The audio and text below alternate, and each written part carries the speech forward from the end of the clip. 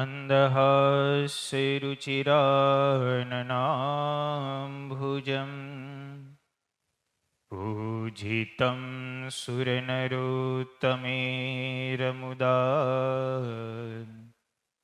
धर्मनन्दनमहं विचिन्तये। ओम अवतारिणी श्री स्वामिनारायणाय नमो नमः। श्री हरिकृष्णाय घनश्यामाय नमो नमः। श्री पूर्णपुरुषोत्तमाय नमो नमः। सहजानंद स्वामी महाराजनी जय। सर्वावतारी पूर्ण पुरुषोत्तम भगवान श्री स्वामीनारायण परम पूज्य सदगुरु महंत मोहन प्रसाद दास जी स्वामी, पूज्य संतो वाला भक्तों ने भाव थी जय स्वामीनारायण। शिक्षापत्री भाष्यनी कथा में गई काले आपणे 96मो श्लोक श्रवण कर्यो। श्रीजी महाराजे 8 सतशास्त्रों नामनो निर्देश करी अने त्यार पछी 96 श्लोक में एवुं लखे छे के पोताना हितने ईच्छता एवा जे अमारा सर्वे शिष्य तेमणे 8 सतशास्त्र जे ते सांभळवा अने अमारा आश्रित जे द्विज तेमणे ते सतशास्त्र जे ते भणवा तथा भणावा तथा एमनी कथा करवी। अहींया सर्व आश्रितोने એ 8 સતશાસ્ત્રો સાંભળવાની આજ્ઞા કરી છે। એ સદગ્રંથોનું શ્રવણ કરવાથી જીવની બુદ્ધિમાં વિવેક અને ભગવાનની ભક્તિ ઉદય થાય છે। એટલા માટે મહારાજે સદગ્રંથોનું સેવન કરવાનું કહ્યું છે। महाराजे द्विज होय एमणे 8 सतशास्त्रों भणवा अने भणाववा। ग्रंथनु अध्ययन अने अध्यापन ए बंने खूब ज जरूरी छे। अध्ययन करवा मात्रथी ज केवल एना पूरतुं ज ज्ञान सीमित रहे, पण जो अध्यापन करावे, बीजाने भणावे तो एक ज्ञाननी परंपरा सर्जाय। एटले श्रीजी महाराजे सदग्रंथो क्यारेय पण जीर्ण न थाय, सदग्रंथोनुं ज्ञान छे क्यारेय कोई व्यक्ति पूरतुं मर्यादित न रहे, एटला माटे श्रीजी महाराजे भणाववानी पण आज्ञा करी छे। सदग्रंथो भणवा अने साथे साथे बीजाने भणाववा पण। અને ત્રીજી મહારાજે એમની કથા કરવાની આજ્ઞા કરી, જેથી કરીને અશિક્ષિત લોકો સુધી પણ સદગ્રંથોના જે રહસ્યો છે, એમનું જે તત્વજ્ઞાન છે, એમાં જે વિવેક બતાવેલો છે, સદાચારની જે રીત બતાવેલી છે, સંસાર વ્યવહારમાં કઈ રીતે જીવન જીવવું એની જે કળાઓ બતાવેલી છે, એ જગત સુધી ફેલાય એટલા માટે શ્રીજી મહારાજે કથા કરવાની પણ આજ્ઞા કરી છે। શિક્ષાપત્રી ભાષ્યના સતાનંદ સ્વામી એવું લખે છે કે સતશાસ્ત્રનો ઉપયોગ શું છે? તો પોતાના હિત અને કલ્યાણની ઈચ્છતા એવા સમગ્ર ચારે વર્ણના મારા આશ્રિત જનોએ આ સતશાસ્ત્ર સાંભળવા। અને દ્વિજ હોય, અહીંયા સતાનંદ સ્વામીએ દ્વિજનો અર્થ ત્રૈવર્ણિક કર્યો છે, એટલે બ્રાહ્મણ, ક્ષત્રિય અને વૈશ્ય એ ત્રણે એ ગ્રંથોને ભણી શકે, ભણાવી શકે ને કથા કરી શકે। શૂદ્રને માટે એક ગ્રંથોની કથા કરવાનો નિષેધ છે. વેદને તો સાંભળવાનો પણ નિષેધ છે. કારણ કે વેદ અપૌરુષેય છે, એટલે વેદની રૂચાઓ પણ ન બોલવી એવો શૂદ્ર માટે આદેશ છે. એટલે શ્રીજી મહારાજ અહીંયા ત્રૈવર્ણિક જનોએ તે ભણવા અને ભણાવવા, એમનું વ્યાખ્યાન કરવું, કથા કરવી, આ સતશાસ્ત્રો સમગ્ર જનોએ સાંભળવા. પણ સતાનંદ સ્વામી લખે છે કે શૂદ્ર સિવાયના જે હોય એમણે વેદનું અધ્યયન કરવું, પણ શૂદ્ર હોય તેમણે વેદનું અધ્યયન ન કરવું. કારણ કે મંત્રનું ઉચ્ચારણ કરવામાં એમને અધિકાર નથી. એટલે શ્રીજી મહારાજે એમનો નિષેધ કર્યો છે. મોટા મોટા આચાર્યોએ આ પૃથ્વી ઉપર આવીને ખૂબ સતશાસ્ત્રોની રચનાઓ કરી છે. વેદવ્યાસજીએ પણ અનેક ગ્રંથો લખ્યા. એ ગ્રંથોને શ્રવણ કરવા અને એને સમજવા બહુ જ દુર્લભ હતા. કારણ કે વેદ એમ કઈ વાંચે કઈ સમજી જવાય એવા ગ્રંથ નથી. કે મહાભારત હોય તો કથા વસ્તુ છે, તો ચાલો આપણને કથામાં દ્રષ્ટાંતો પ્રસંગો હોય એટલે સાંભળીને સમજી શકાય. પણ વેદ એવા નથી. ઉપનિષદોના મંત્રોના અર્થો પણ આપણને ન કરતા આવડે. એ ઉપનિષદો પણ બહુ ગહન છે. અરે એ સર્વોપનિષદો ગાવો દોગ્ધા ગોપાલ નંદન જેમના માટે કહેવાયેલું છે, એવી શ્રીમદ ભગવદ્ ગીતા પણ એમના અર્થઘટન કરવા આપણા માટે બહુ દુર્લભ છે. શ્લોક સામાન્ય લાગતો હોય, પણ એમના અંદર રહેલા જે ઊંડા ઊંડા રહસ્યો, એ રહસ્યોને આચાર્યોએ ઉદ્ઘાટિત કર્યા અને આપણા સુધી સરળ ભાષામાં એમને પહોંચાડ્યા. એ શંકરાચાર્યજી હોય કે વલ્લભાચાર્ય હોય, નિંબાર્ક હોય, મધ્વાચાર્યજી હોય, ગૌસ્વામી હોય, રામાનંદ હોય, તો એ બધાય આચાર્યોએ પોતપોતાના મતને અનુસારે પોતાની જે રીતે શાસ્ત્રમાં ગતિ પડી એ રીતે પોતાના સંપ્રદાયને પ્રસ્થાપિત કર્યા અને જનોને સદમાર્ગે વાળ્યા છે.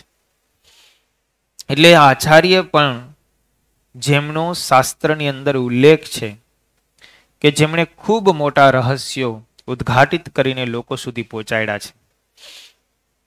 ઉપનિષદ કાળની અંદર મહર્ષિ યાજ્ઞવલ્ક્ય થયા, મહર્ષિ પંચશીખ થયા, મહર્ષિ ઉદ્દાલક થયા, મહર્ષિ અરુણ થયા, નચિકેતા થયા, સનકાદિકો જેવા ઋષિવર્યોએ પરસ્પર સંવાદો કરીને અથવા તો રાજાઓની સાથે સંવાદો કરીને કે નવ યોગેશ્વરોની સાથે સંવાદો કરીને પણ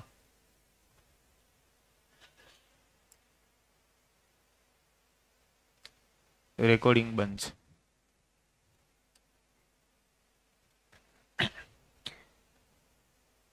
એટલે એ સંવાદો કરીને પણ એમણે શાસ્ત્રોના જે રહસ્યો છે તે ઉદ્ઘાટિત કર્યા છે. એમ મોટા મોટા આચાર્યોએ પોતાના શિષ્યોની સાથે જે સંવાદો કર્યા, એ સંવાદો પણ છાંદોગ્ય ઉપનિષદની અંદર, બૃહદારણ્યક ઉપનિષદની અંદર જે રહસ્યો આવે છે, ઉદાલક અને શ્વેતકેતુના જે સંવાદો આવે છે, એ સંવાદો બધા શ્રવણ કરવા જેવા છે. નાની નાની બાબત, શ્વેતકેતુ જ્યારે પોતાના ગુરુ પાસેથી અધ્યયન કરીને પોતાના દાદા પાસે આવે છે, ઉદ્દાલક મહર્ષિ પાસે, ત્યારે ઉદ્દાલક મહર્ષિ એમને પૂછે છે કે તે આદેશ વિશે કઈ જાણ્યું છે? કથા બહુ રોચક છે. આદેશનો અર્થ પરમાત્મા થાય. એટલે કે તે આદેશ વિશે જાણ્યું છે? તો કે ના, કે આદેશ વિશે જાણવાથી, એક વસ્તુને જાણવાથી સર્વ જગતનું જ્ઞાન થઈ જાય, સર્વ વસ્તુ પદાર્થનું જ્ઞાન થઈ જાય, આવી તું વિદ્યા ભણ્યો છો? નાનો એવો પ્રશ્ન, પણ એમાંથી ઉપનિષદના કેટલા રહસ્યો ઉદ્ઘાટિત કર્યા. આદેશ વિશે પૂછ્યું છે, પરમાત્મા વિશે, કે એક વસ્તુને જાણવાથી બીજી સર્વ વસ્તુનું જ્ઞાન થઈ જાય, આવું તું ભણ્યો છો? ઉદ્દાલકે મનમાં વિચાર કર્યો કે આ જગતની અંદર તો વિવિધ પદાર્થો છે, એ એક વસ્તુને જાણવાથી બીજી અન્ય વસ્તુનું જ્ઞાન કઈ રીતે થાય? ત્યારે પિતા ઉદાલક ઋષિ એમને કહે છે કે એક જ વસ્તુને જાણવાથી સર્વ વસ્તુનું પણ જ્ઞાન થાય. કેવી રીતે? દ્રષ્ટાંતો કેટલા સરસ સરસ આપે છે ઉપનિષદોમાં. એક માટીનો પિંડ હોય, એ માટીના પિંડને તમે જાણી લ્યો તો એ માટીના પિંડમાંથી નિર્માણ પામેલા જેટલા માટીના વાસણો હોય એ બધાનું જ્ઞાન થાય કે ન થાય?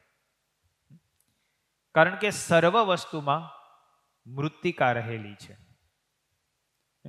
એ સકોરું પણ માટીમાંથી બને, તાવડી પણ માટીમાંથી બને, કોળિયું પણ માટીમાંથી બને, નાઈન પણ માટીમાંથી બને, ઘડો પણ માટીમાંથી બને. જેટલા માટીમાંથી પદાર્થોના નિર્માણો થાય છે એ ઉપાદાન કારણ એવી જે માટી, એ માટીને તમે જાણી લો તો બધાયનું જ્ઞાન થાય કે નહીં? જુઓ કેટલી સરસ વાત ઉપનિષદની અંદર કરે છે. એક લોહના પિંડને તમે જાણી લો તો લોહના પિંડમાંથી નિર્મિત થયેલા બધા જ ઓજારો, એ તમામ ઓજારોનું જ્ઞાન થાય છે. શું કામ? એ તમામ ઓજારોનું ઉપાદાન કારણ એવો જે લોહનો પિંડ, એને તમે યથાર્થ રીતે જાણી લીધો એટલે એમાંથી નિર્માણ પામેલા સર્વ પદાર્થોનું જ્ઞાન થઈ જાય છે. એક સુવર્ણનો કટકો હોય એને તમે જાણી લો તો એ સુવર્ણના કટકાથી નિર્માણ પામેલી બધી જ સુવર્ણની વસ્તુઓ એનું જ્ઞાન થાય છે. એમ આ જગતનું ઉપાદાન કારણ પરમાત્મા છે. એ પરમાત્માને તમે એક જાણી લ્યો ને તો સર્વ વસ્તુનું જ્ઞાન થઈ જાય છે. આને સદવિદ્યા કીધી છે. શું કીધું? સદવિદ્યા. ઉપનિષદની અંદર 32 પ્રકારની વિદ્યાઓ છે. દહર વિદ્યા, અક્ષી વિદ્યા, જે વચનામૃતની અંદર નામ આવે છે, એમ એક સદવિદ્યા પણ છે. સદવિદ્યાનું જ્ઞાન શું? તો કે એક પરમાત્માને જાણી લેવાથી સર્વ વસ્તુઓનું જ્ઞાન થાય છે. એ ઉપનિષદોની અંદર ઉદાલક મહર્ષિ અને શ્વેતકેતુ એમનો જે સંવાદ છે એના ઉપરથી આ સદવિદ્યાની ઉત્પત્તિ થાય. એવા તો અનેક ઋષિમુનિઓના સંવાદો છે કે જે ઋષિમુનિઓએ પરમાત્માને જાણવા માત્રથી જ, પરમાત્માના જ્ઞાન માત્રથી જ સર્વ વસ્તુઓનું જ્ઞાન સુલભ થાય છે. સોહમ તત્વમસી અહમ બ્રહ્માસ્મિ જેવા સૂત્રો આપીને આત્મા અને પરમાત્માનો યથાર્થ જ્ઞાન અને બોધ આપીને આપણે કોણ છીએ, કોના છીએ, આપણું સ્વરૂપ શું છે, એ બધી જ વાતો ઋષિ મુનિઓએ સ્પષ્ટ રીતે આપણને બતાવી છે. સ્મૃતિઓના પ્રમાણ આપીને અન્ય શાસ્ત્રોમાંથી ગોતીને એક જગ્યાએ વિષય વસ્તુવાર સંકલિત કરીને એ બધા આચાર્યોએ આપણને યથાર્થ સ્વરૂપ સમજાવ્યું છે. જીવ કેવો છે, એનું સ્વરૂપ કેવું છે, પરમાત્માની સાથે એનો સંબંધ કેવો છે, કઈ રીતે પરમાત્માને પ્રસન્ન કરી શકાય છે, પરમાત્માને પ્રસન્ન કરવાના સાધનો કયા છે, આ બધી જ વાતો આચાર્યોએ આપણને સ્પષ્ટ રીતે બતાવેલી છે. એટલે શ્રીજી મહારાજ આ શ્લોકમાં કહે છે સતશાસ્ત્રોનું શ્રવણ કરવું, એને ભણવા, એને સાંભળવા, એમની કથા કરવી. ત્યાર પછી મહારાજ 97ના શ્લોકની અંદર પોતાના આશ્રિત ભક્તજનોને આજ્ઞા કરતા લખે છે, તત્રાચાર વ્યવહૃતિ નિષ્કૃતા નામ ચ નિર્ણયે ગ્રાહ્યામિતાક્ષરોપેતા યાજ્ઞવલ્ક્યસ્ય તુ સ્મૃતિ. અને તે 8 સતશાસ્ત્ર માંથી જે આચાર, વ્યવહાર અને પ્રાયશ્ચિત, એ ત્રણનો જે નિર્ણય કરવો તેને વિશે તો મિતાક્ષરી ટીકાએ યુક્ત એવી જે યાજ્ઞવલ્ક્ય ઋષિની સ્મૃતિ, તેનું ગ્રહણ કરવું. અહીંયા શ્રીજી મહારાજે યાજ્ઞવલ્ક્ય ઋષિની સ્મૃતિ બતાવેલી છે. એ યાજ્ઞવલ્ક્ય ઋષિની સ્મૃતિ, પણ એ સ્મૃતિ ઉપર પણ અનેક ટીકાઓ થઈ છે. પણ એમાં મિતાક્ષર નામની જે ટીકા છે એ ટીકા શ્રીજી મહારાજને માન્ય છે. ગ્રંથ ભલે એક હોય પણ એ ગ્રંથ ઉપર ભાષ્ય કરનારા કેવા છે, એની રુચિ કેવી છે, એનો સિદ્ધાંત કેવો છે, એને અનુસારે એમાંથી જ્ઞાન પ્રવર્તતું હોય. શ્રીમદ ભગવદ્ ગીતા ઉપર 33 ભાષ્યો થયા. શ્રીમદ ભગવદ્ ગીતા ઉપર 33 ભાષ્યો થયા, 33 આચાર્યોએ ભાષ્યો કર્યા છે અલગ અલગ. શ્રીમદ ભગવદ્ ગીતાના ખાલી 700 શ્લોક છે. એ 700 શ્લોક ઉપર હજાર પેજના ભાષ્યો લખાણા, અને એ 33 આચાર્યોએ ભાષ્યો કર્યા. એમાંથી શ્રીજી મહારાજને રામાનુજાચાર્યજીએ કરેલું જે શ્રીમદ ભગવદ્ ગીતા ઉપર ભાષ્ય, તે મારું અધ્યાત્મ શાસ્ત્ર છે એમ જાણું. મહારાજે એક જ ભાષ્ય લીધું, નહીતર તો 33 ભાષ્યો છે. એમ યાજ્ઞવલ્ક્ય ઋષિની જે સ્મૃતિ, એના ઉપર પણ અનેક ટીકાઓ થઈ છે. પણ મહારાજે અહીંયા મિતાક્ષર નામની જે ટીકા છે, એ ટીકા શ્રીજી મહારાજે સ્વીકૃત કરેલી છે. મહારાજે અહીંયા સરસ એક શબ્દ લખ્યો, 8 સતશાસ્ત્રોમાંથી આચાર, વ્યવહાર અને પ્રાયશ્ચિત, આ 3 વસ્તુ લીધી. આ 3 વસ્તુ ઉપર સમગ્ર જગત ચાલે છે. આચાર ઉપર આખી સંપૂર્ણ રીત રસમ છે આપણી. જન્મથી લઈ અને મૃત્યુ પર્યંત આપણે જે જીવન જીવીએ છીએ એ આચાર છે. દરેક શાસ્ત્રોમાં 8 સતશાસ્ત્રોની અંદર આચાર અલગ અલગ પ્રકારનો બતાવેલો છે. કોઈ રજોગુણ પ્રમાણે આચાર બતાવેલો હોય, ક્યાંક તમોગુણને અનુસરીને, ક્યાંક સત્વગુણને અનુસરીને, ક્યાંક હિંસાત્મક પ્રવૃત્તિમય આચાર બતાવેલો છે, ક્યાંક અહિંસામય પ્રવૃત્તિમય આચાર બતાવેલો છે. તો એ બધા શાસ્ત્રોમાં અલગ અલગ આચાર, અલગ અલગ વ્યવહારની રીત રસમ બતાવેલી છે, અલગ અલગ પ્રાયશ્ચિતો આપેલા છે. તો એ 8 સતશાસ્ત્ર શ્રીજી મહારાજે માન્ય તો કર્યા છે, પણ એ 8 સતશાસ્ત્રોમાંથી પણ આચાર, વ્યવહાર અને પ્રાયશ્ચિત માટેનો તમારે કંઈ નિર્ણય કરવો હોય તો એ યાજ્ઞવલ્ક્ય ઋષિની જે સ્મૃતિ છે એમાં પણ મિતાક્ષર નામની જે ટીકા છે એમાંથી જ કરવો. કેવડું મોટું શાસ્ત્ર, કેટલા મોટા 8 ગ્રંથો બતાવ્યા. આમ તો અનંત ગ્રંથો છે, એમાંથી મહારાજે 8 સંકલિત કર્યા. એ 8માં પણ આચાર, વ્યવહાર અને પ્રાયશ્ચિતની રીત રસમ બધા ગ્રંથોમાં છે. એમાંથી પણ યાજ્ઞવલ્ક્ય ઋષિની સ્મૃતિમાં જે આચાર, વ્યવહાર અને પ્રાયશ્ચિત બતાવ્યો એ મહારાજે માન્ય કર્યો. એના ઉપર પણ અનેક ટીકાઓ લખાયેલી છે. એમાં પણ મિતાક્ષરી નામની ટીકા છે. એમાંથી મહારાજ કે અમને જે લખેલું છે એ સ્વીકૃત છે. જુઓ મહારાજ ક્યાંથી ક્યાં સુધીનું મહારાજનું કેટલું ચિંતન હશે, કેટલા શાસ્ત્રોમાં ગતિ પડતી હશે. અને એ બધા શાસ્ત્રોને ઢંઢોળા હશે, વાંચ્યા હશે, એમનું અધ્યયન કર્યું હશે, એમના સિદ્ધાંતને જાણ્યા હશે. પછી મહારાજને જે ગયમો હશે એ મહારાજે આપણને યાદ કીધું.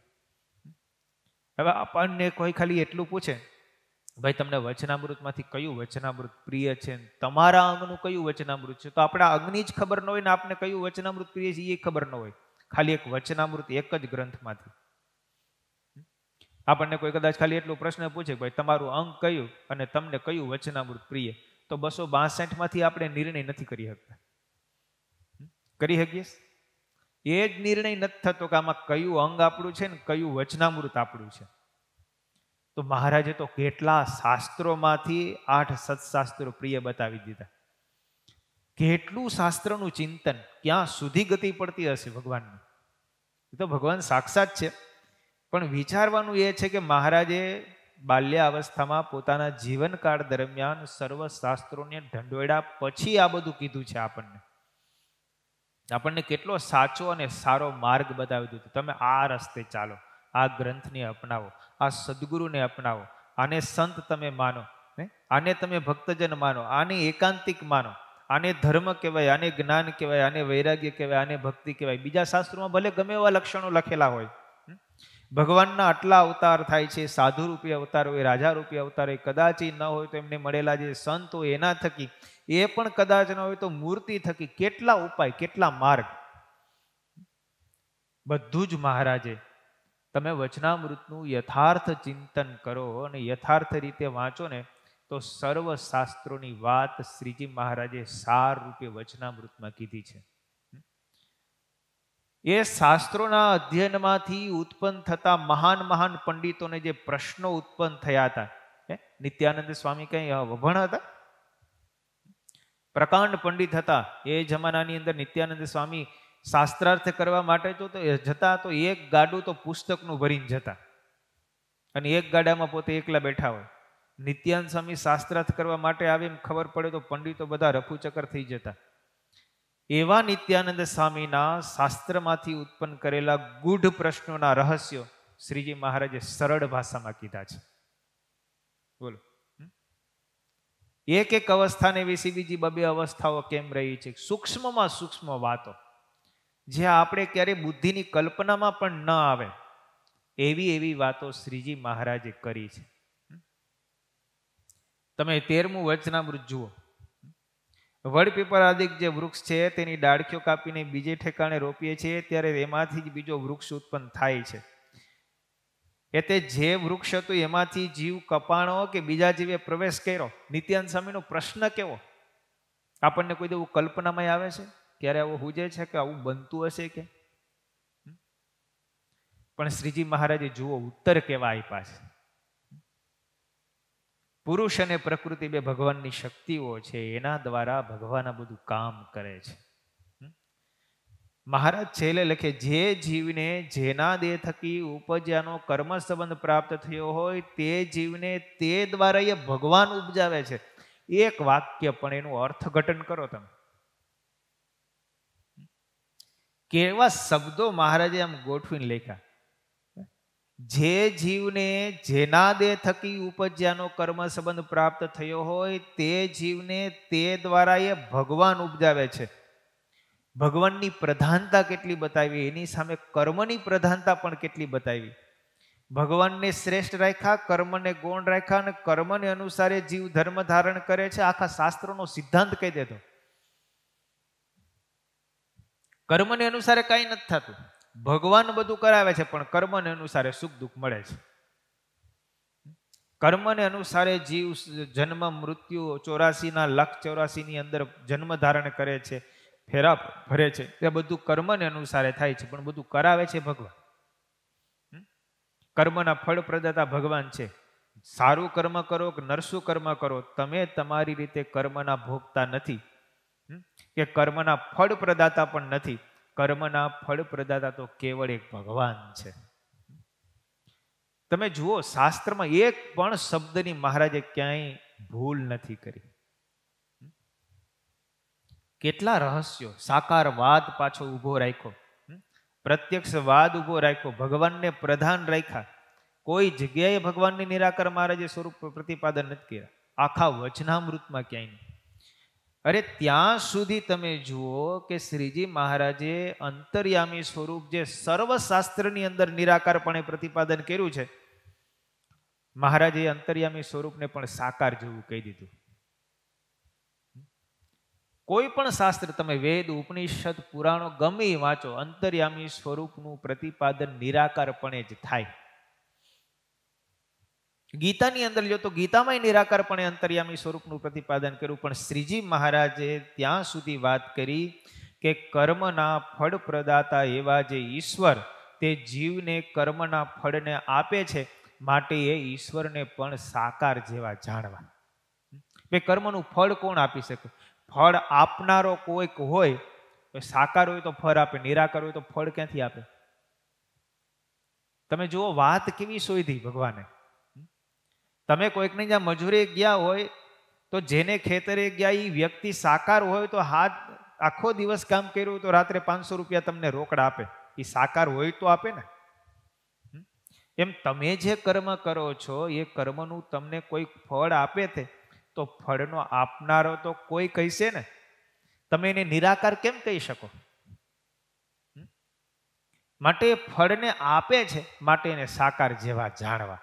જુઓ શબ્દ કેવો, સાકાર છે એમ ન કીધું. અંતર્યામી સ્વરૂપ સાકાર છે એમ ન કીધું મહારાજે.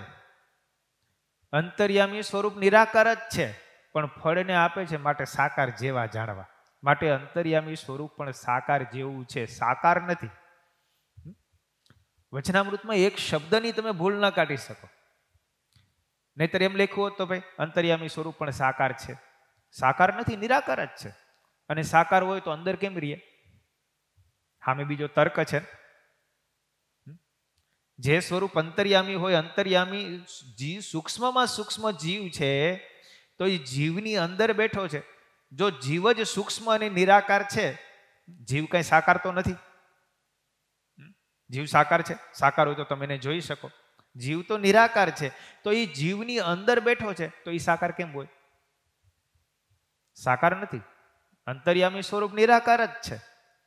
પણ છતાંય શ્રીજી મહારાજ એમ કહે છે કે ફળને આપે છે માટે એને સાકાર જેવા જાણવા. નિરાકાર છે પણ સાકાર જેવા એને જાણવા. તમે જુઓ કેવી વાત કરે છે મહારાજ. કેટલી મહારાજે સાકારપણાના હિમાયતી થઈને સાકારપણાનું પ્રતિપાદન કર્યું છે. અંતર્યામી સ્વરૂપને પણ સાકાર જેવું જાણવું એમ મહારાજે કહી દીધું. આટલી વાત મહારાજે સૂક્ષ્મ રીતે પ્રતિપાદિત કરી છે. એટલે આ શ્લોકની અંદર મહારાજ કહે છે કે આચાર, વ્યવહાર અને પ્રાયશ્ચિત એ ત્રણ વસ્તુ એમનો જે નિર્ણય કરવો. યાજ્ઞવલ્ક્ય ઋષિની સ્મૃતિની અંદર પ્રકરણો બધા આવે છે. બ્રહ્મચારી પ્રકરણ છે, ગ્રહસ્થનું પ્રકરણ છે, યુવાન પ્રકરણ છે, વાનપ્રસ્થનું પ્રકરણ છે, સંન્યાસનું પ્રકરણ છે. આ બધા પ્રકરણો છે. એ પ્રકરણોની અંદર જે રીતિ રીસમ, બ્રહ્મચારી હોય તો બ્રહ્મચારીએ કઈ રીતે જીવન જીવવું, એના કયા કયા નિયમો છે, એને કેવી રીતે સંસ્કારો પ્રાપ્ત કરવા, ગર્ભાધાન સંસ્કાર, પુંસવન સંસ્કાર, જાતકર્મ સંસ્કાર, ત્યાંથી લઈ શ્રીમંત સંસ્કાર, જાતકર્મ સંસ્કાર, કેશકર્ણ સંસ્કાર, અન્નપ્રાશન સંસ્કાર આદિ જે 16 સંસ્કારો કઈ રીતે કરવા, એ બધી વાતો યાજ્ઞવલ્ક્ય ઋષિની સ્મૃતિમાં લખાયેલી છે. ગ્રહસ્થ હોય તો ગ્રહસ્થ ધર્મની અંદર કઈ રીતે જીવન જીવવું, ગ્રહસ્થના પુરુષના નિયમો કેવા છે, સ્ત્રીના નિયમ કેવા છે, પતિવ્રતાના નિયમ કેવા છે, ત્યાગીઓના નિયમ કેવા છે, સંન્યાસીઓના નિયમ કેવા છે, એણે કઈ રીતે જીવન જીવવું એની બધી વાતો આચાર સંહિતામાં આવે છે. એટલે આચાર કીધું, કઈ રીતે વર્તવું. અન્ય ગ્રંથોની અંદર પણ જીવન જીવવાની કળાઓ તો છે જ બધી. કઈ રીતે મનુષ્યના ધર્મ, બ્રહ્મચારીના ધર્મ, વાનપ્રસ્થના ધર્મ, સંન્યાસીના ધર્મ, એ બધા ધર્મો છે. વિધવાના ધર્મ, સધવાના ધર્મ, આચાર્યોના ધર્મ, ગુરુઓના ધર્મ, શિષ્યના ધર્મ, એ બધા ધર્મો બધા ગ્રંથોમાં લખેલા છે. પણ કયા માન્ય કરવા? તો કે યાજ્ઞવલ્ક્ય ઋષિની સ્મૃતિમાં મિતાક્ષરી ટીકાની અંદર જે લખેલા છે ને તે માન્ય કરવા. મહારાજે એના ઉપર વધારે ભાર દીધો છે. બ્રહ્મચારીના ધર્મની અંદર થોડાક જે આચાર સંહિતાની અંદર યાજ્ઞવલ્ક્ય ઋષિની સ્મૃતિમાં મિતાક્ષરી ટીકામાં લખેલા છે, કઈ રીતે બ્રહ્મચારીઓ વર્તવું, એમાંથી થોડુંક શ્રવણ કરીએ. બ્રાહ્મણ હોય, ક્ષત્રિય, વૈશ્ય અને શૂદ્ર 4 વર્ણ છે. તેમાં પ્રથમ 3 દ્વિજાતિ કહેવાય. અને દ્વિજાતિઓ એ ગર્ભાધાનથી મરણાંત સુધીના ક્રિયાઓ વેદોક્ત મંત્રથી કરવા. સર્વપ્રથમ ઋતુકાળમાં ગર્ભાધાન, ગર્ભના હલન પહેલા પુંસવન સંસ્કાર, 6 અથવા 8મે મહિને સીમંત સંસ્કાર, જન્મ લીધા બાદ જાતકર્મ સંસ્કાર, 11મે દિવસે નામકરણ, 4થા મહિને નિષ્ક્રમણ, 6થા મહિને અન્નપ્રાશન સંસ્કાર, પોતાની કુળ અને પરંપરાને અનુસરીને ચૂડાકર્મ સંસ્કાર કરવા. ગર્ભધાનથી 8મે અથવા જન્મથી 8મે વર્ષે બ્રાહ્મણનું ઉપનયન કરવું, તેમજ કુલાચારને અનુસારે ક્ષત્રિયને 11મા વર્ષે અને વૈશ્યને 12મા વર્ષે ઉપનયન સંસ્કાર કરવા. ગુરુ પોતાના શિષ્યને યજ્ઞોપવિત આપીને મહાવ્યાવૃત્તિપૂર્વક વેદાધ્યયન કરાવે અને શૌચ તથા આચરણના નિયમોની શિક્ષા આપે. જમણા કાન ઉપર યજ્ઞોપવિત ચડાવીને ઉત્તરાભિમુખ બેસીને સંધ્યા કરે, મળમૂત્રનો ત્યાગ કરવો, તેમજ રાત્રિએ દક્ષિણાભુખ બેસીને મૂત્ર અને મળમૂત્રનો ત્યાગ કરવો. પ્રાતઃકાળે પ્રાતઃ સંધ્યા કરવી, મંત્રોનું ઉચ્ચારણ કરવું, વરુણદેવને યાદ કરવા, પ્રાણાયામ કરવો, સૂર્યોપાસન કરવી, ગાયત્રી મંત્રનો જાપ કરવો. આ બધું જ સવારથી માંડીને સાંજ સુધી જે મનુષ્યએ કરવાનું છે ને એ આચાર બધો યાજ્ઞવલ્ક્ય ઋષિની સ્મૃતિમાં લખેલો છે. બ્રાહ્મણ, ક્ષત્રિય, વૈશ્ય અને શૂદ્ર બધા આપણે જે પ્રમાણે શિક્ષાપત્રીમાં આ બધું આગળ આપણે ધર્મો આવી ગયા છે. પણ એ બધું મહારાજે લીધું ક્યાંથી? તો યાજ્ઞવલ્ક્ય ઋષિની સ્મૃતિમાંથી. હમણાં જ આપણે 16 સંસ્કારની વાતો કરી હતી, શ્રાદ્ધ કર્મની વાતો કરી હતી. એ બધું મહારાજે યાજ્ઞવલ્ક્ય ઋષિની સ્મૃતિમાંથી લીધેલું છે. એટલે મહારાજે એ માન્ય કરેલી છે. આ રીતે પૂર્વ સંધ્યા, સૂર્ય ઉપાસના, ત્યારબાદ બંને સંધ્યાઓનું અગ્નિહોત્ર કર્મ, પલાશનો દંડ, કૃષ્ણમૃગ ચર્મ, યજ્ઞોપવિત, મેખલા, પોતાના જીવન નિર્વાહ માટે પવિત્ર બ્રાહ્મણને ભિક્ષાનું યચન, આ બધું જ બ્રહ્મચારીઓના ધર્મ યાજ્ઞવલ્ક્ય ઋષિની સ્મૃતિમાં બનાવેલા છે. જે દ્વિજ હોય તેમણે પ્રતિદિન ઋગ્વેદનું અધ્યયન કરવું, મધ અને દૂધ વડે પિતૃઓનું તર્પણ કરવું. દ્વિજ દરરોજ યજુર્વેદના મંત્રનું અધ્યયન કરે, ઘી અને જળ વડે દેવતાઓને આજ્ય આપે, યજ્ઞ કરે, પિતૃઓને પ્રસન્ન કરે.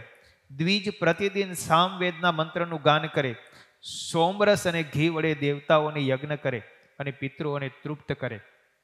આ બધા નિયમો આચાર સંહિતામાં આવે છે. એટલે આચાર વિવાહ પ્રકરણ બતાવેલું છે. વેદાધ્યયન પરથી વ્રત સમાપ્ત કરીને એમણે ગુરુની પાસે જઈને દક્ષિણા આપીને પછી સમાવર્તન સંસ્કાર કરવા, અને સમાવર્તન સંસ્કાર પછી વિષય ભોગવવાની ઈચ્છા હોય તો એમણે ગ્રહસ્થાશ્રમ સ્વીકારવો, અને વિષય ભોગવવાની ઈચ્છા ન હોય તો એમણે સીધો ત્યાગાશ્રમ સ્વીકારવો. બ્રહ્મચર્ય વ્રતનો ભંગ નહીં કરીને દ્વિજ જે સ્ત્રી પ્રથમ અન્ય કોઈ પુરુષને ન આપી હોય અથવા કોઈ દ્વારા ઉપભોગ થયેલી ન હોય એવી સુંદર અને અસપિંડ હોય એવી, અને પોતાની કરતા ઉંમરમાં નાની હોય, સુલક્ષણયુક્ત હોય અને કોઈ રોગથી ગ્રસ્ત ન હોય એવી સ્ત્રીની સાથે વિવાહ કરવો. અસાધ્ય રોગથી રહિત હોય, જેને ભાઈ હોય એવી સ્ત્રી સાથે વિવાહ કરવો, જેને ભાઈ ન હોય એવી સ્ત્રી સાથે વિવાહ પણ ન કરવો. સમાન ગોત્રની હોય એની સાથે પણ વિવાહ ન કરવો. વરને બોલાવીને યથાશક્તિ આભૂષણ આપીને સુશોભિત કન્યાને કન્યાદાન કરવું. માતૃકુળની 5મી પેઢી અને પિતૃકુળની 7મી પેઢી હોય ત્યાં સુધી એની કન્યા સાથે લગ્ન ન કરવા. આ બધા નિયમો આચાર સંહિતાના જે છે એ યાજ્ઞવલ્ક્ય ઋષિની સ્મૃતિમાં બતાવેલા છે. આમાં મોટા ભાગના આપણે બધા આગળ કથામાં સાંભળેલા છે. યજ્ઞમાં રહેલા ઋત્વિજને કન્યા આપે, દેવ વિવાહ એ કહેલો છે. 2 ગાય આપીને કન્યાદાન કરે તો એને આર્ષ વિવાહ કહેલો છે. દેવ વિવાહથી ઉત્પન્ન થયેલી પુત્રની 14 પેઢી હોય અને આર્ષ વિવાહથી ઉત્પન્ન થયેલી પુત્રની 6 પેઢીઓ પવિત્ર કહેલી છે. તમે જુઓ, દેવ વિવાહ કહે, યજ્ઞ કુંડ કરે, 4 ફેરા ફરીને અને પછી પિતા પોતાની કન્યાનું દાન કરે, કન્યાર્પણ કરે, એને દેવ વિવાહ કહેલો છે. યજ્ઞની સાક્ષીએ તો એની 14 પેઢી, એને જે સંતાન થાય તો એની 14 પેઢી છે તે પવિત્ર ગણાય છે. પણ જો આર્ષ વિવાહ કરે, એટલે કે 2 ગાય પુરુષ પાસેથી લઈ અને પછી એના બદલામાં પોતાની કન્યા આપે, એવી રીતે આર્ષ વિવાહ કરે તો એની 7 પેઢી છે એ પવિત્ર ગણાય છે. તમે જુઓ, લગ્ન ઉપર એના સંતાનની પવિત્રતાનું નક્કી થાય છે. એટલે એ પ્રમાણે શાસ્ત્રની અંદર વિવાહ કયો છે. યજ્ઞમાં રહેલા ઋત્વિજને કન્યા આપે, સાથે રહીને ધર્મનું આચરણ કરો એમ કહીને જ્યારે કન્યા વિવાહ છેછુ પુરુષને પ્રદાન કરે તેની પ્રાજાપત્ય વિવાહ કહેવાય છે. અને તેથી ઉત્પન્ન થયેલી પુત્ર પોતાની પેઢીએ સહિત પૂર્વની 6 અને પછીની 6 પોતાની 13 પેઢીઓનો પવિત્ર કરે છે. બધું બહુ શાસ્ત્રમાં લખેલું છે. માતા પિતા પોતાની સહમતિથી પુત્ર અને કન્યાને પરણાવે અને એકબીજાની સહમતિથી પિતા, એટલે ટૂંકમાં બંનેના માતા પિતા આપે તો એની 71 પેઢી સુધીને પવિત્ર કરે છે. પણ માતા પિતાની ઈચ્છા ન હોય અને કન્યા અને વર બંને જણા પોતપોતાની રીતે જો સમજી અને લગ્ન કરે, જેને આપણે પ્રેમ લગ્ન કે લવ મેરેજ કહીએ છીએ, તો એમના થકી જે ઉત્પન્ન થયેલી પ્રજા એ પિતૃઓને તારનારી થતી નથી. એટલે આ પિતૃઓ બધા નડે છે એનું કારણ એ છે, કારણ કે પિતૃઓ એમના સંતાન થકી ઉત્પન્ન થયેલી પ્રજાના હાથનું તર્પણ સ્વીકારતા નથી. પરિણામે એ વિઘ્ન કરતા બને છે. સુરાપાન કરનારી હોય, ધન લઈને કન્યાનું દાન કરે એને આસુર વિવાહ કહેવાય. પરસ્પર પ્રેમ થવાથી કરેલો વિવાહ એ ગાંધર્વ વિવાહ છે. યુદ્ધ કરીને કન્યાનું અપહરણ કરે તો એ રાક્ષસ વિવાહ છે. અને છળ કપટથી કન્યાને ફોસલાવીને કરેલો વિવાહ એ પૈશાચ નામનો વિવાહ છે. સુરાપાન કરનારી હોય, દીર્ઘ રોગવાળી હોય, ધૂર્ત હોય, વાંજણી હોય, ધનનો નાશ કરનારી હોય, અપ્રિય ભાષણી હોય, કેવળ કન્યાને જ જન્મ આપનારી હોય અને પતિનું અહિત કરનારી પત્ની હોય તો એવી પત્નીને છોડીને બીજી સ્ત્રીની સાથે વિવાહ કરવો, એમ યાજ્ઞવલ્ક્ય નામની ઋષિની સ્મૃતિમાં લખેલું છે. તો એ પત્નીને છોડી દેવી, તો એ પત્નીની સાથે પછી રહેવું નહીં. પતિ જીવતો હોય ત્યારે તે મૃત્યુ પામ્યા પછી પણ જે સ્ત્રી અન્ય પુરુષનો સંગ કરતી નથી તે આ સંસારમાં મહાન કીર્તિને પામે છે. પતિ જીવતો હોય ત્યારે કે મૃત્યુ પામ્યા પછી પણ જે સ્ત્રી અન્ય પુરુષની સાથે સંગ કરતી નથી તે આ સંસારમાં મહાન કીર્તિને પામે છે. એટલે કે જે પતિવ્રતાનો ધર્મ પાળે છે એ સ્ત્રીની કીર્તિ મહાન થાય છે. અને પતિનું અહિત કરનારી પત્ની હોય તો અને પોતાના મૃત્યુ પછી પતિવ્રતાના પુણ્યના પ્રભાવથી પાર્વતીની સાથે સુખેથી નિવાસ કરે છે. પતિવ્રતા સ્ત્રી છે એ પતિ મૃત્યુ પામે તો પછી એ પતિવ્રતા સ્ત્રી પાર્વતીની સાથે નિવાસ કરે છે. યાજ્ઞવલ્ક્ય ઋષિની સ્મૃતિ કહે છે.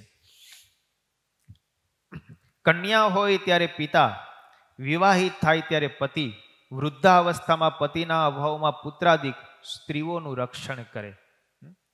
સ્ત્રીઓનું રક્ષણ જ્યારે લગ્ન ન થયા હોય ત્યારે પિતા કરે, લગ્ન થાય પછી સ્ત્રીનું રક્ષણ પતિ કરે, અને વૃદ્ધાવસ્થા જ્યારે પ્રાપ્ત થાય ત્યારે પુત્ર હોય તે સ્ત્રીનું રક્ષણ કરે. ઉપરોક્ત રક્ષણ કરનારો જો કોઈ ન હોય તો જ્ઞાતિજનો સ્ત્રીની રક્ષા કરે, પરંતુ સ્ત્રીને ક્યારેય પણ સ્વતંત્રપણે રહેવા દેવી નહીં. આ બધી યાજ્ઞવલ્ક્ય ઋષિ સ્મૃતિમાં આચાર બતાવેલો છે. આચાર, વ્યવહાર અને પ્રાયશ્ચિત જે ત્રણનો નિર્ણય કરવો, આ બધો આચાર છે જે યાજ્ઞવલ્ક્ય ઋષિની સ્મૃતિમાં. ગ્રહસ્થના ધર્મની અંદર લખ્યું પ્રતિદિન પિતૃઓને અને મનુષ્યોને અન્ન આપવું. આ ગ્રહસ્થનો પ્રથમ ધર્મ છે. જો એ અન્નદાન ન કરે તો એમને અનેક પ્રકારના અનિષ્ટો થાય છે. અન્નદાનના અભાવમાં જળ આપવું. કદાચ તમારાથી અન્નદાન ના આપી શકાય તો બીજાને જળ આપવું. નિરંતર સ્વાધ્યાય કરવો. કેવળ પોતાને માટે ભોજન ન રાંધવું. ભોજન રાંધતી વખતે કોઈક અન્ય જીવને પણ એ ભોજન અપાય એ પ્રમાણે ગ્રહસ્થએ ભોજન રાંધવું. બાળક, પિતૃગૃહે રહેનારી વિવાહી સ્ત્રી, વૃદ્ધ, ગર્ભવતી, રોગી, કન્યા, અતિથિ અને સેવકોને ભોજન કરાવ્યા પછી શેષ રહેલા અન્ન વડે પતિ પત્નીએ ભોજન કરવું આ ગ્રહસ્થનો મુખ્ય ધર્મ છે. ગામના ઘરની અંદર પરિવારમાં જે વડીલ હોય એમણે પેલા બાળકોને અથવા તો વૃદ્ધને, કોઈ ગરીબને જમાડીને, આપણે ઘણીવાર નથી પેલા ગ્રહસ્થ લોકો રસોઈ કરે એટલે પેલા ગાય માટે સાનકી બનાવે, છેલ્લે કૂતરા માટે કંઈક બનાવે, પણ કોઈકને કંઈક આપીને પછી રહેતા હોય છે. આ બધી પરંપરાઓ જે આવી છે ગ્રહસ્થ જીવનની અંદર એ યાજ્ઞવલ્ક્ય ઋષિની સ્મૃતિમાંથી બધી આવેલી છે. અનેક અતિથિઓ જો આવ્યા હોય તો વર્ણક્રમાને અનુસારે અન્ન યથાશક્તિ આપવું. કદાપી સાંજે પણ અતિથિ આવે તો એને પાછો વાળવો નહીં, પરંતુ મધુર વાણી, સ્થળ, આસન, જળ વડે એમનો સત્કાર કરવો. અતિથિઓને ક્યારેય પણ ગ્રહસ્થએ પોતાના ઘરેથી ભૂખો જવા દેવો નહીં. આ અતિથિનો પરમ ધર્મ છે. ભિક્ષુકોને અને બ્રહ્મચારીને સત્પૂર્વક, સત્કારપૂર્વક ભિક્ષા આપવી જોઈએ. ભોજન સમયે આવેલા મિત્ર, સંબંધી અને બાંધવાદિકને પણ ભોજન આપવું. ઘણીવાર આપણે શું હોય, ભોજન સમયે કોઈ આવે ને તો આપણે એની ઉપર તૂટી જ પડીએ, ખબર નથી પડતી. પેલા ફોન નથી કરાતો, પેલા ભાઈ ફોન કરે તો એને અતિથિ ન કહેવાય, એ અચાનક આવે એને અતિથિ કહેવાય. જેની કોઈ તિથિ ન હોય અને અચાનક આવી ચડે એ જ અતિથિ છે. ફોન કરીને આવી અતિથિ થોડોક કહેવાય. ફોન કરી બરાબર છે, વ્યવસ્થા માટે થઈને બધું કરવું પડે, પણ અતિથિ એ છે કે જેની કોઈ તિથિ ન હોય, અચાનક જ જે આવે, યાત્રાળુ હોય એ અચાનક આવે તો એમને પણ ભોજન કરવું. સાયંકાલીન સંધ્યોપાસના કરવી. અગ્નિમાં હોમ કરે, અગ્નિઓની ઉપાસના કરે. તદંતર ભૃત્યો એટલે કે ચાકરો, સેવકગણ હોય એને ભોજન આપવું. તૃપ્તિ ભોજનની કરાવ્યા પછી જ એ શયન કરે. જ્યાં સુધી બીજા જણને કે ઘરમાં રહેલા કોઈ પણ સભ્ય, પોતાને ઘરે કામ કરનારો મજૂર હોય ત્યાં સુધી એને જો ભોજન ન કરાવે ને એમને એમ શયન કરે તો ગ્રહસ્થને દોષ લખેલો છે. એટલે ગ્રહસ્થએ બીજાને, પોતાને આશરે રહેલા જે અનુયાયી વર્ગ હોય એ બધાને ભોજન કરાવીને પછી જ એમને શયન કરવું. આ બધા ગ્રહસ્થ શાંતિઓના, ગ્રહસ્થ ધર્મના નિયમો પણ લખેલા છે. પછી ગ્રહ શાંતિ પ્રકરણ આખું આવે છે. સમૃદ્ધિ અને શાંતિની ઈચ્છાવાળા હોય અથવા તો વૃષ્ટિ, આયુષ્ય વૃદ્ધિ, પુષ્ટિની ઈચ્છાવાળા હોય, અથવા તો અદૃષ્ટ ઉપાયની ઈચ્છાવાળા હોય, કે શત્રુઓ પીડા કરતા હોય અને એને દૂર કરનારા હોય, તો એમને ગ્રહ શાંતિ કરવી, ગ્રહોની પણ પૂજા કરવી. બધા પ્રકારના જે ગ્રહો છે, સૂર્યાદિક ગ્રહોની મૂર્તિઓ અનુક્રમે આ ગ્રહસ્થ માટે બધું યાજ્ઞવલ્ક્ય ઋષિની સ્મૃતિમાં લખેલું છે. પણ ભગવાનનો જેને આશરો છે, ભગવાનનું બળ છે, એને કોઈ ગ્રહો નડતા નથી. જેને ભગવાનનો આશરો નથી ને ભગવાનનું બળ ન હોય ને એને બધા ગ્રહો નડે. સૂર્ય, ચંદ્ર, મંગળ, બુધ, બૃહસ્પતિ, શુક્ર, શનિ, રાહુ અને કેતુ આ 9 ગ્રહ છે. ગ્રહસ્થએ 9 ગ્રહોની નિત્ય પ્રત્યે પૂજા કરવાનું વિધાન યાજ્ઞવલ્ક્ય ઋષિની સ્મૃતિમાં છે.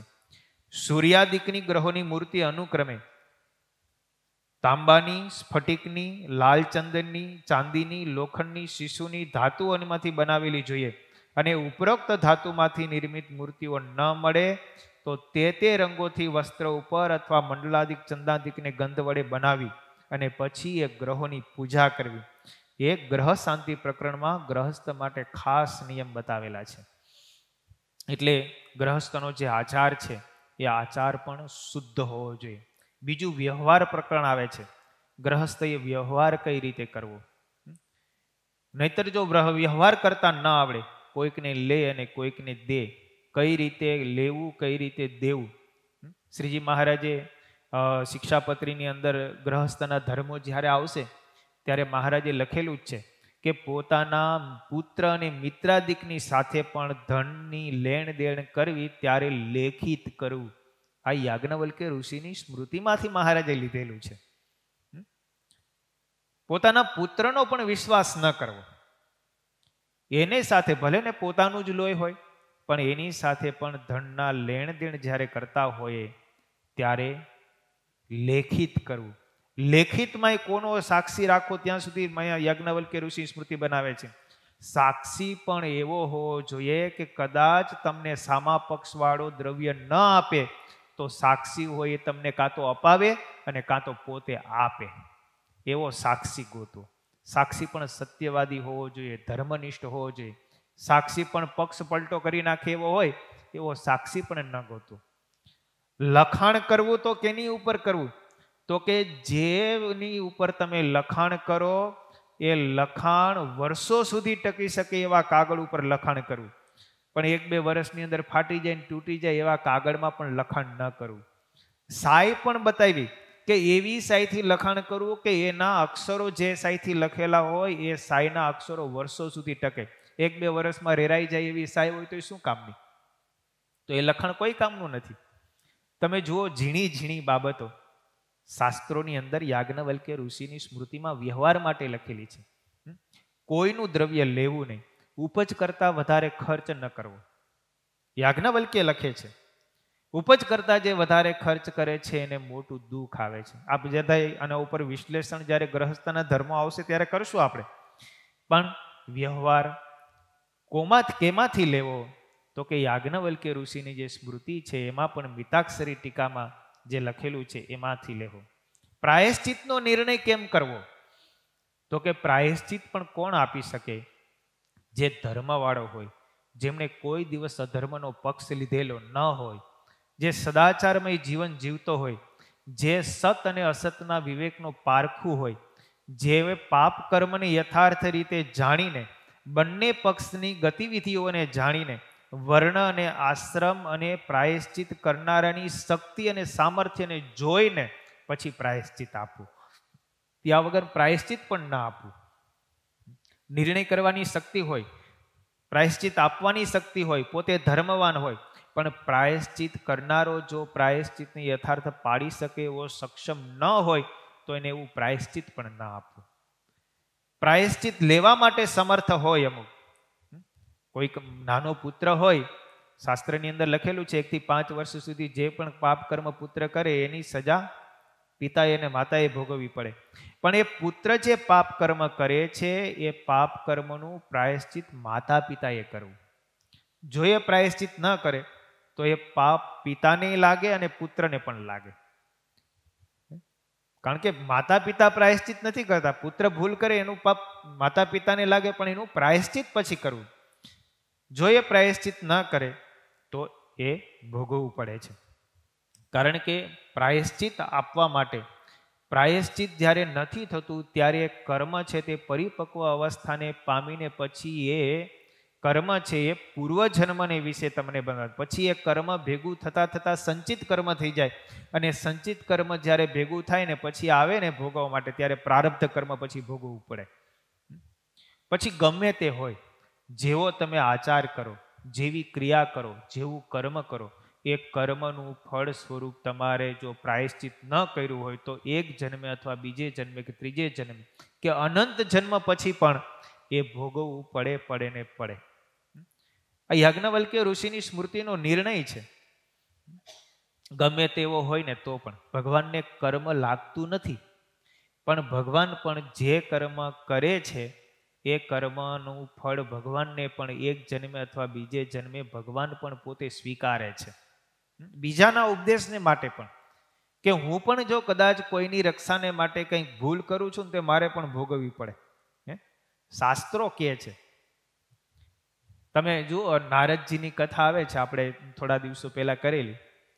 નારદજીને વિશ્વમોહિની, હું તો ભગવાન પોતાના ભક્તની રક્ષાને માટે બધું કરતા હોય છે. નારદજી તપશ્ચર્યા કરતા હતા અને કામદેવ આવ્યા, અને કામદેવ એમનો વ્રત ભંગ કરવા માટેનો પ્રયત્ન કર્યો, પણ નારદજી વિચલિત થયા નહીં. કામ પરાસ્ત થયો. કામદેવ હાથ જોડી ગયા કે નારદજી, તમે એટલા બધા પ્રભાવશાળી છો, તપસ્વી છો, તમારા તપના વ્રતનો ભંગ હું કરી શકો નહીં. મેં શંકરને પરાસ્ત કર્યા પણ તમે પરાસ્ત ન થયા. નારદજીને અભિમાન આવ્યું. નારદજી સીધા ભગવાન શંકર પાસે ગયા. ભગવાન શંકર પાસે જઈને કે તમને ખબર છે, કામદેવ મને પરાસ્ત કરવા આવ્યો હતો, હિમાલયમાં હું તપ કરતો હતો, પણ મને પરાસ્ત ન કરી શકો, તમને પરાસ્ત કરી નાખ્યા. એ કામદેવ મારી પાસે કાંઈ કરી ન શક્યો, કામદેવનું મારી આગળ કાંઈ ન હેલું. બોલો, અભિમાન આવ્યું.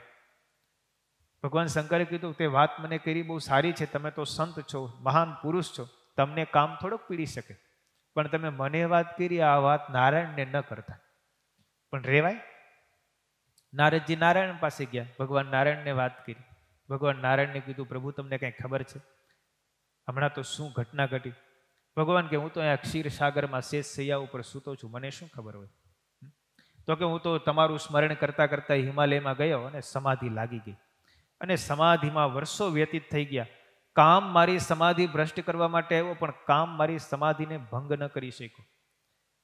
શિવજીની સમાધિ ભંગ કરનારો કામ મારી સમાધિને ભંગ ન કરી શક્યો. પ્રભુ,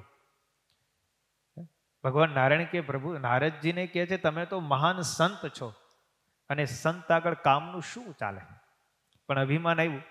ભગવાને તરત જ નારદજીના અભિમાનને ટાળવા માટે થઈને એવી માયા રચી. નારદજી નારાયણ પાસેથી ગયા અને માર્ગની અંદર આકાશ માર્ગે જતા હતા. પૃથ્વી ઉપર, હિમાલય પર્વત ઉપર એમણે એક સુંદર નગરીનું સર્જન ભગવાને કરી દીધું, અને એવી સુંદર નગરી દેખાણી.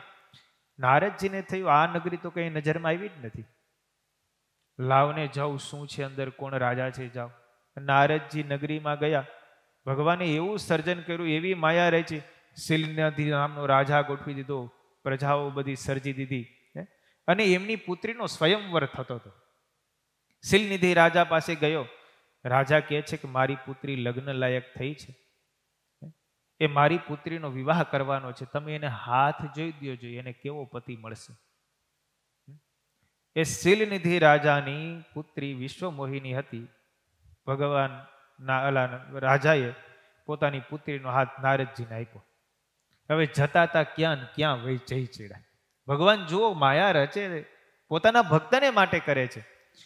પણ ભગવાને બધું કર્યું, અને નારદજીએ વિશ્વમોહિનીનો હાથ જોયો, પકડ્યો. હાથમાં હાથ લેતાની સાથે વિકારો ઉત્પન્ન થયા. હાથમાં રેખા એવી લખેલી હતી કે આ સ્ત્રીને કોણ પરણે? તો કે જે ત્રિભુવનનો નાથ હોય ને એ આ સ્ત્રીને પરણે. હાથમાં રેખા એવી હતી, પણ નારદજીને ઊંધી રેખા વંચાણી કે આ સ્ત્રીને જે પરણે ને એ ત્રિભુવનનો નાથ થાય. હાથમાં રેખા એવી લખેલી હતી કે ત્રિભુવનનો નાથ હોય આને પરણે, પણ નારદજીને ઊંધું વંચાણું. શું કામ? એને ભગવાનની માયા કે આ સ્ત્રીને જે પરણે ત્રિભુવનનો નાથ થાય. નારદજીને થયું હું આને જો પરણી લાવું ને તો હું ત્રિભુવનનો નાથ થઈ જાઉં. તરત ભગવાન પાસે ગયા. ભગવાનને કીધું ભગવાન તમારી પાસે એક વરદાન માગવા આવ્યો. ભગવાન કે માગો, તમારી ઉપર તો હું સદા પ્રસન્ન છું, જે માગો તે આપું. ભગવાનને તો એટલું જ જોતું હતું. ભગવાનને કે ભગવાન મને એવું સુંદર રૂપ આપો, મારે વિશ્વમોહિનીને પરણવું છે, એ જોતાની સાથે જ મને વરમાળા પહેરાવી દે, આવું કરતું. ભગવાન કે તથાસ્તુ, જા. આપણે કથા જાણીએ છીએ ને. પછી સ્વયંવર થયો ને જ્યાં વિશ્વમોહિની વરમાળા લઈને આવે ને, નારદજી પહેલા વહેલા જ બેસી ગયા. નારદજીને એમ જ છે કે ભગવાને મને પોતાના જેવું જ રૂપ આપી દીધું છે, ભગવાનથી તો કોઈ સુંદર છે નહીં. ભગવાને કીધું છે કે જા મારું રૂપ તને આપ્યું. અને નારદજી જ્ઞાન પહેલી જ લાઈનમાં પહેલા વહેલા બેસી ગયા, મને વરમાળા પહેરાવી દે પહેલા, એટલે લઈને સીધો ભાગું. પણ ભગવાને એને મરકટનું રૂપ કરી દીધું, વાંદરાનું રૂપ આપ્યું. બોલો, વિશ્વમોહિની હારમાળા લઈને સંત નારદજી જે પંક્તિમાં બેઠા હતા આખી પંક્તિ છોડી દીધી, બીજી પંક્તિમાં વહી ગયા. નારદજીને એમ થયું કદાચ હું નજરમાં નહીં આવ્યો હોય. નારદજી ત્યાંથી ઊભા થઈને બીજી પંક્તિમાં બેઠા. વિશ્વમોહિની ત્યાંથી પાછા વહી ગયા. આજુબાજુમાં ઓલા પર્વતની બેઠા હતા ને એને કીધું તારું પેલા મુખ તો જો. અને નારદજીએ પછી બાજુમાં તળાવ હતું ત્યાં જઈને મુખ પોતાનું જોયું, ત્યાં તો મરકટનું રૂપ. અને એવા ક્રોધાયમાન થયા કે ભગવાને મને આવું રૂપ આપ્યું. ત્યાં તો ભગવાન વિશ્વમોહિનીને લઈને રથમાં બેહાડીને આકાશ માર્ગેથી ત્યાંથી પસાર થયા. નારદજીને એવો ક્રોધ ચડ્યો, જેને મારે પરણવું હતું એને આ નારાયણ પરણીને જાયા ગયા. ભગવાનને શ્રાપ આપી દીધો, તમે મને જેમ સ્ત્રીનો વિયોગ કરાવ્યો એમ તમને પણ સ્ત્રીનો વિયોગ થાય. ભગવાને કર્મ કર્યું હતું એવું. તો ભગવાનને જુઓ, રામા અવતારની અંદર સીતાનો વિયોગ થયો. કર્મના ભગવાનને બંધન કરતા નથી. બેને તો નારદજીને હિત થાય એટલા માટે આ ક્રિયા કરી હતી, છતાંય પણ જો ભોગવવું તો પડ્યું જ ને. નહીતર ભગવાનને ભાઈ ભગવાન સ્વયં છે, એની પત્નીને કોણ ઉપાડી જાય? એને ખબર નહીં હોય કે આ રાવણ આવવાનો છે, મારી પત્નીને લઈ જશે. પણ કર્માવશ ભગવાન પણ કર્મનો સ્વીકાર કરે. એને કર્મ બંધન કરતા નથી, પણ ભગવાન સ્વીકાર કરે. તમે જુઓ, એ જ પછી સીતાનું હરણ થયું. પછી રામચંદ્રજીને લક્ષ્મણજી સીતાની શોધખોળ કરતા કરતા ગયા અને કિષ્કિંધા પર્વત ઉપર જ્યાં સુગ્રીવ હતો એ સુગ્રીવ પાસે જાય છે. પ્રથમ હનુમાનજી મળે છે, હનુમાનજી પછી સુગ્રીવ પાસે લઈ જાય છે અને સુગ્રીવની મિત્રતા થાય છે. વાલીને અને સુગ્રીવ બંને ભાઈઓ વચ્ચે ઝઘડો થયો હોય છે. સુગ્રીવની પત્ની વાલી લઈ ગયો હોય છે. એની પણ આખી પેલા કથા છે. ઓલો રાક્ષસ હતો મારવા માટે ગયા અને બંને ભાઈઓ યુદ્ધ કરવા માટે ગયા અને ગુફાની અંદર પછી વાલી ગયો, લોહીનો પ્રવાહ બહાર નીકળ્યો. એટલે સુગ્રીવને એમ થયું કે મારા ભાઈને રાક્ષસે મારી નાખ્યો છે. રાક્ષસ પાછો બહાર ન નીકળે એટલે ગુફાઓના આગળના ભાગમાં મોઢું બંધ કરીને પથ્થર મોટો બધો મૂકી દીધો. પણ એ વાલીએ રાક્ષસને મારી નાખ્યો હતો. વાલી તો મહાન હતો, બળવાન હતો. એને એવું વરદાન હતું કે જેની સાથે યુદ્ધ કરવા માટે જાય એ સામા પક્ષવાળાની અડધી શક્તિ વાલીમાં આવી જાય. એટલે એક તો વાલીની શક્તિ હોય, સામા પક્ષવાળાની અડધી શક્તિ આવે એટલે દોઢી શક્તિ થાય. એને કોણ જીતી શકે?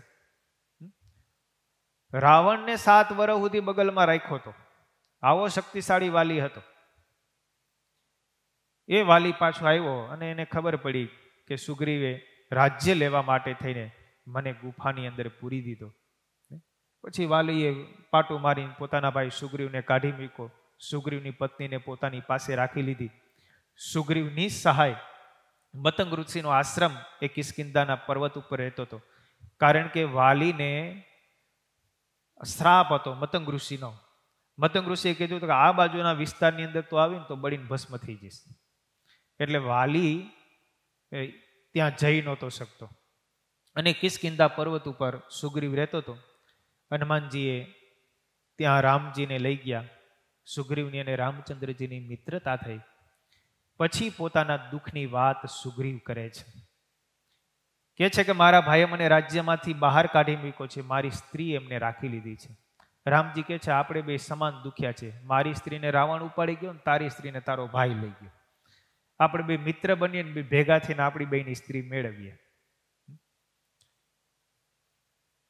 ભગવાન રામચંદ્રજીએ કીધું કે સુગ્રીવ તું વાલીની સાથે યુદ્ધ કર અને હું વાલીને મારી નાખીશ. સુગ્રીવ કહે છે કે વાલી બહુ શક્તિશાળી છે, એની સાથે હું યુદ્ધ ન કરી શકું, એ મને મારી નાખે. ભગવાન કહે છે તું એમની સાથે યુદ્ધ કર, હું વૃક્ષની પાછળ સંતાઈને છુપી રીતે એ વાલીને મારી નાખીશ. ભગવાને જુઓ કેવું કર્યું, ખરેખર તો કપટ જ છે ને. અને એ વાલીનું ને સુગ્રીવનું યુદ્ધ થયું અને ભગવાન વૃક્ષની પાછળ સંતાય અને વાલીનો વધ કર્યો. વાલી મરાણો. વાલીના પ્રાણ હતા. ભગવાન રામચંદ્રજી ત્યાં આવે છે. વાલી કહે છે કે પ્રભુ તમે થઈને, ભગવાન થઈને તમે મને છુપી રીતે માર્યો, મેં એવી શું ભૂલ કરી હતી કે તમે મને માર્યો? મારે તમારી સાથે શું દુશ્મનાવટ છે? મારે તમારી સાથે શું શત્રુતા છે કે તમે મને માર્યો? ત્યારે રામચંદ્રજી કહે છે કે તે તારા ભાઈની સ્ત્રીનું હરણ કર્યું છે, એ મોટું પાપ છે અને તે આ પાપને કારણે મેં તને દંડ આપ્યો છે. ત્યારે વાલી કહે છે કે તમે મને દંડ આપ્યું બરાબર છે, પણ તમે મને દંડ દેવાની યોગ્ય નથી.